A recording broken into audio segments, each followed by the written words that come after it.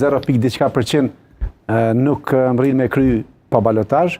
Nëse është diferencë 21.000 vota me 14.000 vota, pra diferenca është 7.000 vota, është edhe matematikisht edhe qysh dush është pa pritshme që mundet e pas përmbysje të këtij rezultati në Gjilan.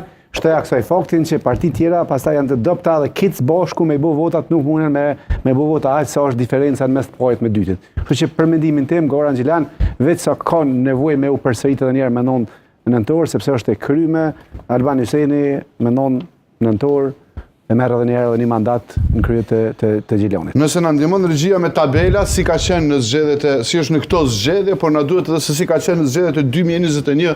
Albani Hyseni që kësaj radhe ka marrur 21.000 vota, apo? 21.463 vota dhe 14.260. Arbër Ismaili që ka marrë 14.760. Në krahasim me zgjedhjet e kaluara, Albani Hyseni kishte marrë 19.570 vota.